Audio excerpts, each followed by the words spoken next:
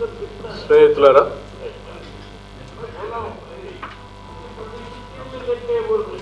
ప్రస్తుతం హైదరాబాద్ నగరంలో great Hyderabad municipal corporation సంబంధించి జరుగుతున్నటువంటి ఎన్నికల్లో ఇప్పుడే మా లీడర్ ఆఫ్ అపోజిషన్ జానారెడ్డి గారు చెప్పినట్టు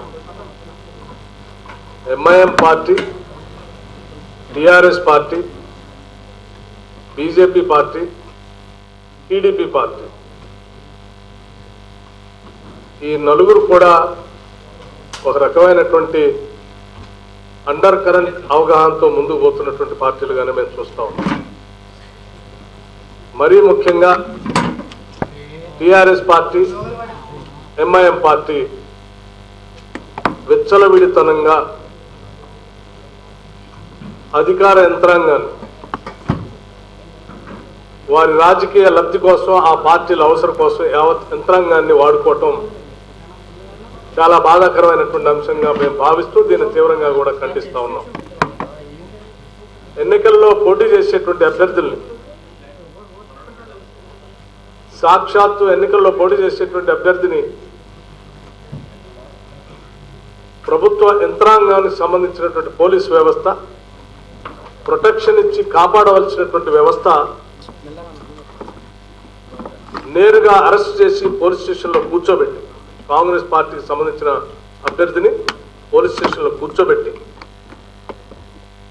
పరోక్షంగా ఎంఐఎం పార్టీకి యావత్తు ఉపయోగపడే విధంగా ఈ పోలీస్ యంత్రాంగం పనిచేసిందని మేము ఆరోపిస్తా ఉన్నాం.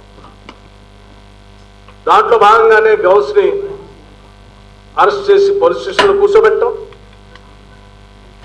ఉదయం నుంచి మా పిసిసి ప్రెసిడెంట్ ఉత్తమ్ కుమార్ రెడ్డి గారు, షబ్బీర్ అలీ గారు ఓల్డ్ సిటీకి గౌస్ గారిని అరెస్ట్ చేసి స్టేషన్లో కూర్చోబెట్టారని తెలిసిన సమాచారం తెలుసుకుని అక్కడికి వెళ్ళేంత వరకు కూడా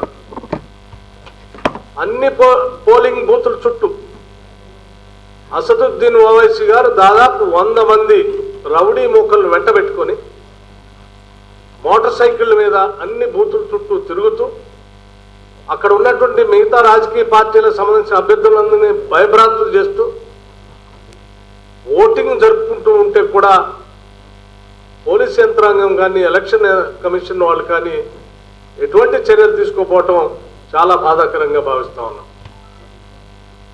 చివరికి తప్పనిసరి పరిస్థితిలో పోటీ చేసిన అభ్యర్థిని పోలీస్ స్టేషన్లో కూబెడితే సాక్షాత్తు రాష్ట్ర కాంగ్రెస్ కమిటీ అధ్యక్షులే శాసనమండలిలో ప్రతిపక్ష నాయకుడు అక్కడికి పోయి ప్రత్యక్షంగా చూసి అక్కడి నుంచి ఎలక్షన్ కమిషన్ నాగిరెడ్డి గారికి, రాష్ట్ర ఎలక్షన్ కమిషన్ నాగిరెడ్డి గారికి ఫోన్ ద్వారా అనేక సార్లు సమాచారం ఇచ్చి ఇది అప్రజాస్వామికమైనటువంటి కార్యక్రమం, ఇతను వెంటనే విడుదల చేయవలసిందిగా, మీరు దీంట్లో వెంటనే ఇంటర్ఫీర్ కావాల్సిందిగా కోరిన మీదట వదిలిపెట్టి ఆ అభ్యర్థిని వదిలిపెట్టిన తర్వాత పిసిసి ప్రెసిడెంట్ షబ్బీర్ అలీ గారు బయటకు వస్తూ ఉంటారు. సాక్షాత్తు ఒక పార్లమెంట్ సభ్యుడు ఉదయం నుంచి అన్ని పోలింగ్ బూతుల చుట్టూ ఏ రకంగా అయితే ఆ రౌడీ మొక్కలు వేసుకొని తిరిగి మిగతా వాళ్ళని భయభ్రాంతులు చేశాడో, చివరికి పిసిసి ప్రెసిడెంట్ కూడా, శాసనమండలిలో అపోజిషన్ లీడర్ను కూడా, ఒక కేబినెట్ ర్యాంక్ హోదా కలిగినటువంటి అభ్యర్థి షబ్బీర్ అలీ గారు, ఒక జాతీయ పార్టీ అధ్యక్షుడు ఉత్తమ్ కుమార్ రెడ్డి గారు, అటువంటి వారిని కూడా కారు చుట్టూ తన 100 మంది రౌడీలతో చుట్టుబట్టి ఆ కారు అద్దాలు పగలగొట్టి, మీరెవరెక్కడ రావడానికి, ఇది మా ఇలాకా, అసలు దీంట్లోకి మీరు ఎట్లా వస్తారని సవాల్ చేస్తూ అద్దాలు పగలగొట్టారంటే అసలు నిజంగా ఓల్డ్ సిటీలో ప్రజాస్వామ్యం ఉందా? ఎన్నికలు సజావుగా జరిగాయా? పోలీస్ యంత్రాంగం అసలు ఎన్నికలు జరిపేటువంటి కార్యక్రమంలో ఉందా అనేటువంటి అనుమానం రాష్ట్ర వ్యాప్తంగా కలుగుతాం. ఈ రాష్ట్ర ప్రభుత్వాన్ని ఒకటే హెచ్చరిస్తా ఉన్నాం, ప్రజాస్వామ్యయుతంగా నడపాల్సినటువంటి ప్రభుత్వం ప్రధాన ప్రతిపక్ష పార్టీకి సంబంధించినటువంటి అధ్యక్షుడి మీదనో అపోజిషన్ లీడర్ మీదనో దాడి చేసి భయభ్రాంతులకు గురి చేసి వన్ సైడెడ్గా ఎన్నికలు జరిపించుకొని హైదరాబాద్ నగర కార్పొరేషన్ ని గుప్పెట్లో పెట్టుకోవాలన్నటువంటి నువ్వు ఆలోచన చేస్తా ఉన్నావేమో. ఇది సరైనది కాదు. ఈ దాడి ఒక్క ఉత్తమ్ కుమార్ రెడ్డి మీదనో షబ్బీర్ అలీ మీదనో జరిగినటువంటి దాడిగా మేము భావించట్లేదు. యావత్ ప్రజాస్వామ్యం మీద జరిగినటువంటి దాడిగానే మేము భావిస్తా ఉన్నాం.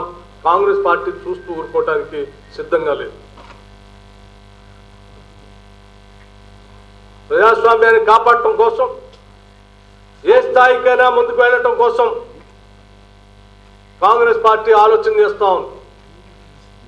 ఈ ప్రభుత్వాన్ని డిమాండ్ చేస్తా ఉన్నాం. అభ్యర్థిని అన్యాయంగా అరెస్ట్ చేసి పోలీస్ స్టేషన్లో కూర్చోబెట్టిన సంబంధిత అధికారులపైన వెంటనే చర్యలు తీసుకోవాలి. పీసీ ప్రెసిడెంట్ పైన షబ్బీర్ అలీ గారి పైన దాడి చేసినటువంటి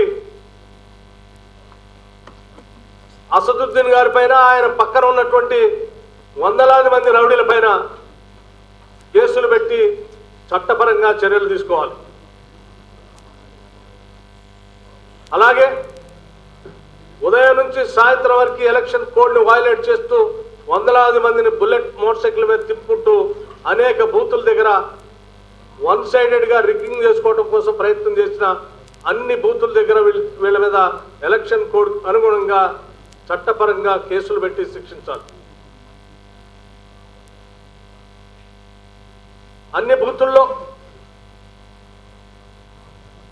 ఓల్డ్ సిటీకి సంబంధించినటువంటి 43 డివిజన్లో రీపోలింగ్ జరపాలి.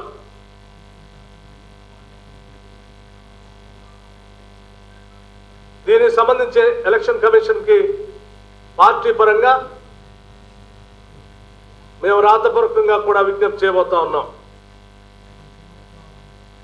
ముఖ్యమంత్రి హోంశాఖ మార్చులు జరిగినటువంటి సంఘటన మీద వెంటనే స్పందించి తగు విధంగా మేము కోరిన డిమాండ్ల ప్రకారం నిర్ణయాలు చేయకపోతే తప్పనిసరిగా కాంగ్రెస్ పార్టీ వీళ్ళకి ఏ రీతిన బుద్ధి చెప్పాలో ఆ రీతిలో తగు విధంగా బుద్ధి కూడా చెప్తామని ఈ సందర్భంగా మీ ద్వారా ఈ రాష్ట్ర ప్రభుత్వానికి హెచ్చరిస్తా ఉన్నాం.